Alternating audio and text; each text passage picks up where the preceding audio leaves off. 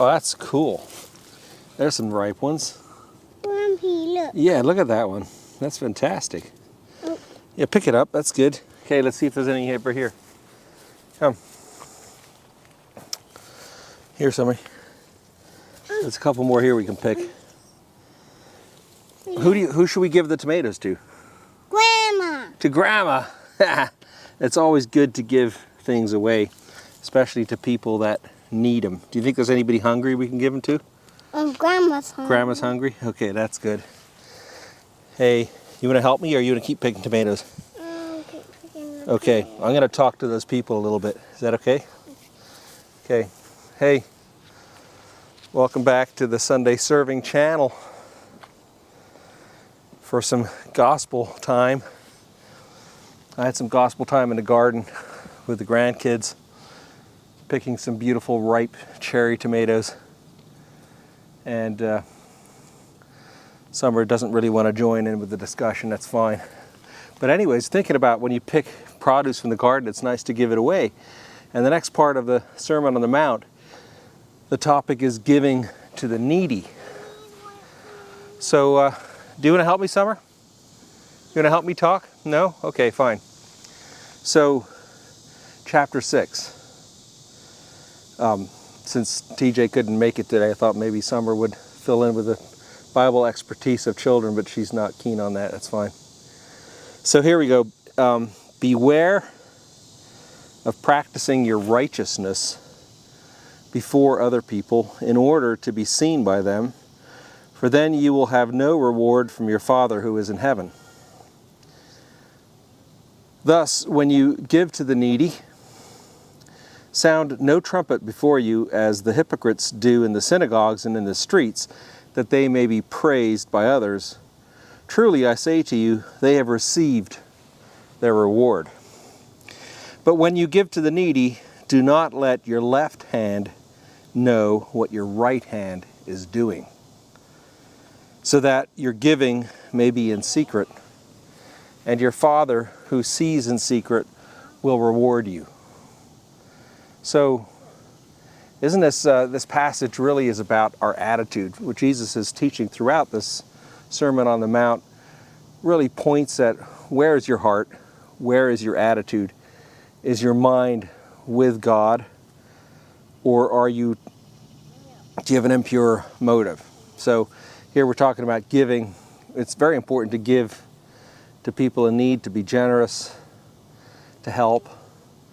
But if we do it for the sake of showing what a wonderful person we are, showing that we're righteous, instead of being truly righteous, which is a heart full of love to God, I think that's the point of Jesus. It's not like, obviously, and again, it's almost like Jesus uses humor, like don't let your left hand know what your right hand is doing. Is that even possible? We could get a neuroscientist on and talk about that. But it's basically, don't do it for show. Don't sound the trumpet. Don't announce what we're doing. But again, it's a motive. But interesting, because earlier in the Sermon on the Mount it says, let your light shine so others can see your love. Does that contradict it? I don't think it does, because again, what's the motive? We should let our light shine by showing love, by doing good things to others. That is what Christians should be known for. But if we're doing it out of love to others, we're doing it because we love God, because we love others, we're not doing it for impressions, for likes, for a name, for power, for anything like that. And that's what Jesus keeps driving home. Don't be a hypocrite. Don't do things for the wrong reason. Don't sound the trumpet when you give. Do it in secret. The next part is about prayer. It says the same thing there. Pray in secret. In other words, I don't think he's saying that we should be ashamed to pray. He's saying don't make a show out of it. In fact, let's read that. The prelude to the Lord's Prayer is the same topic. Don't be a hypocrite. Don't do anything for show. Do it from the true depth and bottom of your heart, for the love of God, for the love of Jesus, for the love of others. You know, children kind of get that naturally. Like they don't want to come and talk because they're too busy picking tomatoes. They're not being hypocrites. But here, let's read that prelude to the Lord's Prayer. Then maybe next week we can go in depth to how Jesus taught us to pray. I'd love to have TJ there for that, because he would give some good back and forth about that. But here it is. It says, "And when you pray, you must not be like the hypocrites, for they love to stand and pray in the synagogues and at the street corners, that they may be seen by others. Truly, I say to you, they have received their reward. But when you pray, go into your room, shut the door, and pray to your Father who is in secret. And your Father who sees in secret will reward you. And when you pray, do not heap up empty phrases as the Gentiles do, for they think that they will be heard for their many words. Do not be like them, for your Father knows what you need before you ask Him." And then Jesus tells us how to pray, which we can read and talk about the next time. But isn't that beautiful? God knows what we need. Don't worry about the words. Worry about your heart, your mind, where you're at, what your longing is, what your attitude is. God knows it, understands it. So I think that's a wonderful word to each of us. To you, I hope it blesses you this week. It's both reassuring, and it can sometimes challenge us, or be, kind of judge us, pull us short.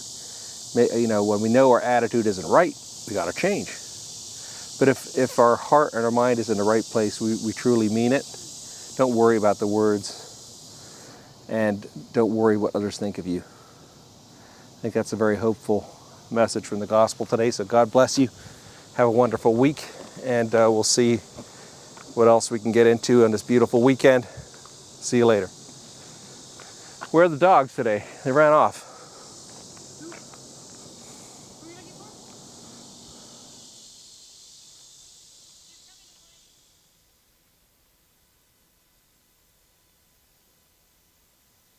Oh, look what we got. Should we show it to the people? No. No? You don't want to keep it a secret? Keep it a secret so no one can see. No one can see the amount of tomatoes we got that we're going to give away. We're going to keep it a secret. See you. He was going to come tell you to share them, but...